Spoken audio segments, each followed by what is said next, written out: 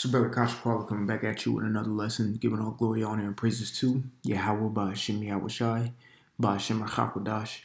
Double honors to the apostles and elders of Great Millstone, who rule and teach well. Peace, love, salutation to the elect 144 first fruit. So, this lesson is going to be particularly around words, your health, and then kind of what's going on right now in the YouTube world with the censoring and monitoring and of things. Now, I'll start with that. So as of lately, we've seen, brothers make videos in the past couple of weeks of Esau actually tracking every single word in a video, in a lesson by the minute, almost by the second. So that, that means we have to be mindful of the things we say, how we say it, how it comes out, and everything of that nature. Because also one thing you have to understand by Esau doing that, you can't hear tone or, pitch of someone's voice through a text. So what they're going to gather is just the text of what we're saying, but they're not going to hear the tone or or the pitch of our voice or how we say it. It's just going to be words written on paper because Esau deals with paperwork like it speaks of in the book of Daniel. Okay. So you gotta, yes, you do. You have to watch what you say. Now we can get our point across. There's a plethora of words out there. That's why you brought in your vocabulary to, express these certain points and get them out there as need be. So without further ado, I have this article here, which is the power of words in your health. All right. So I'm glad, I'm glad Akim out there caught on to what Esau's doing. And also, I wanted to wrap this around your health as well, because what you say can affect you, your mental health as well as your physical health.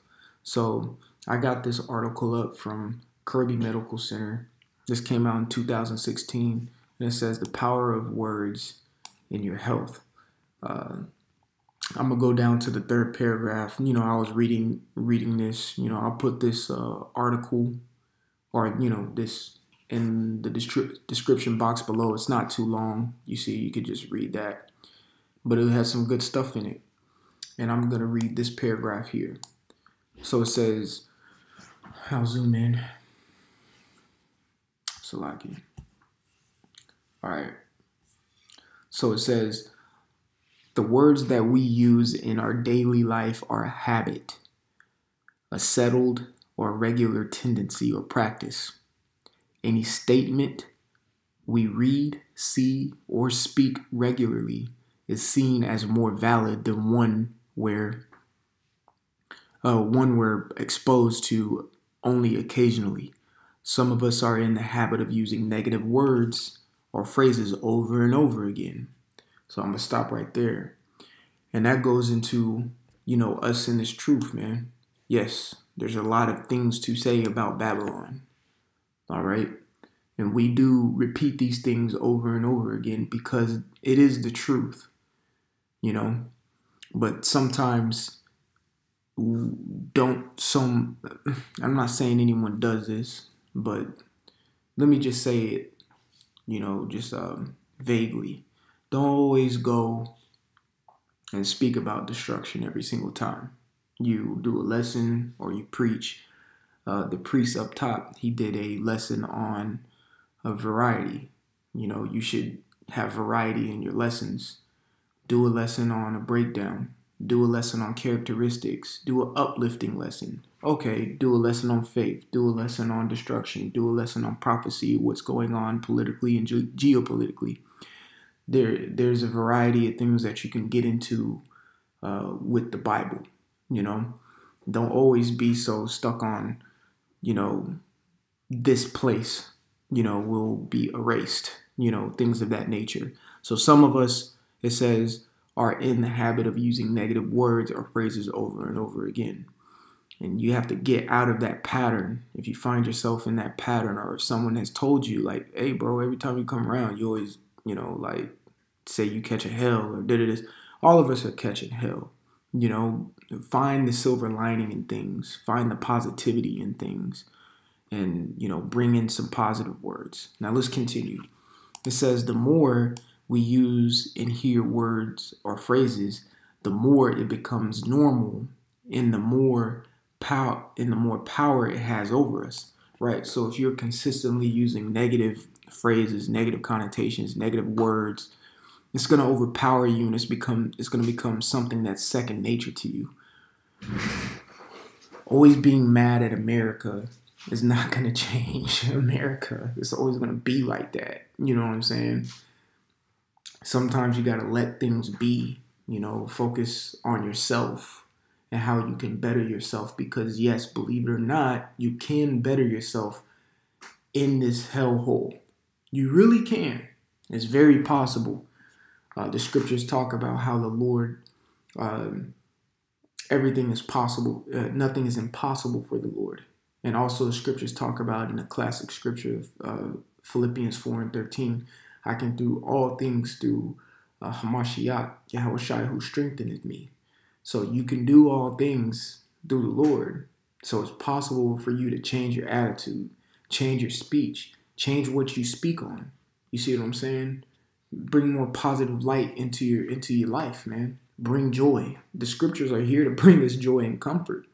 You see? Yes, there are bitter, but it equals out with the honey, the sweet. All right? Don't always lean bitter all the time. You know? It says, thus the more it shapes us. Thus the more it shapes us.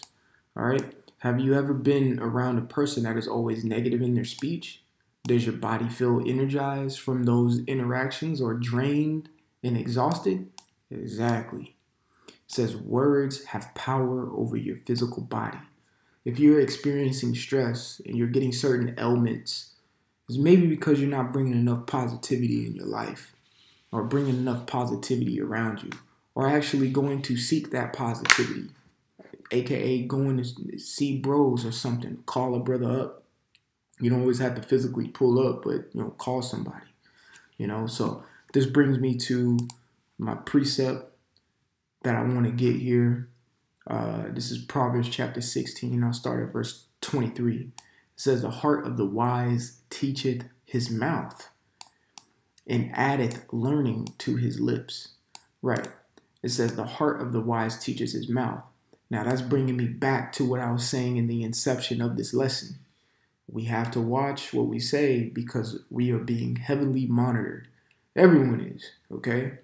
But we're being heavily monitored. Esau is doing all these little moves with YouTube and censoring because of the men, the prophets who are prophesying right now. They're doing it to slow us down, but you can't do anything to slow down the truth, Esau. And we know that. You know, you can do nothing against the truth but for it. All right? When you trying to aka slow us down, you're just bringing a prophecy to pass, which is the famine of the word. Then I'm a-okay with that. All right, and then the word is going to turn into word of mouth. So again, verse 23 says, "The heart of the wise teacheth his mouth," and that goes into a sound, seasoned speech, because a wise man teaches his mouth. Sometimes you don't have to say certain things, okay? And you train your mind of what you want to come out of your mouth. We know what the book of James says about the tongue, okay? And also, a wise man also knows how to keep his mouth shut. But in a sense of when you're when you're doing a lesson, things you say, you know how to articulate them in an adequate manner. Matter of fact, I'm gonna jump up to verse 21. It says, the wise in heart, meaning your mind, shall be called prudent, which prudent is another word for wisdom or being wise. It says, in the sweetness of the lips increaseth learning. So when you have the sweetness of the lips, you increaseth learning for yourself and for others. When you start to teach, coming down to verse 23, the heart of the wise teacheth his mouth. So when you're wise and you are sound in your speech and you're seasoned in your speech, your teaching becomes more understandable to others so they can learn. And that's what we're here to do. We're here to teach and so others can learn. Okay? And that goes back to me talking about the variety of things. Okay? You, as a prophet, and mainly I'm speaking to, the prophets, man. The sincere brothers out there. You as a prophet, you have a group of people, whether you believe it or not, and I'm sure bros believe it, the sincere ones believe it. You have a group of people that follow you, that are attracted to you, that gravitate towards your lessons. With you having variety on your page, go into a breakdown, go into this, go into that. They can get the whole essence of the things that you're teaching. If you go on a page and all the page is talking about is destruction, well, maybe one of your viewers or followers wants to learn the breakdown of Daniel 7, but you don't have it on your page, but they're gravitate to how you teach, but you don't have that type of information on your page. You have to open up. Do new things. Search the scripts. Learn more. Get out of a comfort zone. Do a Hebrew lesson. Do a historical lesson. Do a lesson on prophecy and what's going on or current events. Do a character building lesson. AKA, this is kind of what I'm doing right here. It's a character building lesson. Okay? And it will add to them. It says, verse 23, and addeth learning to his lips. Right. So when you speak and you have why and you're wise with your mouth, you're going to add learning. Okay? And verse 24 is the point I want to bring home. It says pleasant. It says pleasant words are as an honeycomb. Right. Pleasant words are as a honeycomb. That goes back to verse 21. It says, in the sweetness of the lips, increase of learning. Pleasant words are very sweet to the ear. It's very, very pleasant to listen to. Okay? When you do it with wisdom. All right? It says sweet to the soul. You ever heard a soothing song before and it makes you feel some type of way? Well, guess what? You're singing a song when you get into these scripts. You're singing a song to your audience, which is sweet to their soul. It's honeycomb. It's sweet. All right? And therefore they can learn. And it says, in health to the bones. Again, pleasant words are health, are honeycomb sweet and health to the bones. So the power of words does affect your health, does affect your mental health, does affect your physical health. Be cautious. Be understanding of what you are putting out there to yourself and to others. Is it always da, da, da, da? Or, is it a variety of things that brings balance to your audience? Come on now, because you got to understand, we're not only, we have a job to do. And one of our main jobs is the saving of the souls. Okay? And we can confidently say that because the scriptures talk about it in Obadiah, there shall be saviors. Okay? We're joint heirs with Yahweh Shai. So if we're joint heirs, we have similar duties, with different measures as Yahweh Shai does. Yahweh Shai has the ultimate measure, ultimate lot.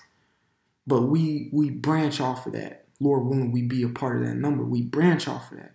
And as a prophet, you have to say these words in a pleasant, it doesn't, sometimes your spirit gets hot, and that's the way it needs to come out. But sometimes, like right now, I'm being very gentle in my speech, I used to be very fiery, in my name, it means zealous for the Most High. I had, super zeal, the fiery manner about me, you know what I'm saying? But you learn how to edify and how to teach, and it brings health to the bones. On your everyday, even when you're by yourself, say positive words of affirmation to yourself. Look yourself in the mirror. Think about it. Ponder on it. Don't always beat yourself up. It will affect your health. And I'm saying this in a sense of experience, something that I've been experiencing and something that I have experienced. Beating yourself up all the time, talking down on yourself, it will affect you in the long run. You see? So the words are powerful, and how you say it, and how you say it to others and to yourself. Okay? So I just wanted to come with that quick lesson. And again, I'm gonna put this in the description box below. I hope this was edifying and encouraging. I want to give all glory, honor, and praises to Yahweh, Ba'ashem, Yahweh Shai, Ba'ashem, Hakwadash. Double honors to the apostles and the elders of Great Millstone, who rule and teach well. Peace, love, salutation to the 1144 first fruit, Brother Kashkwan. Until the next time, I want to say shalom. And like always, repent, for Yahweh Shai is on his way back, and he's coming sooner than what me and you believed. Shalom.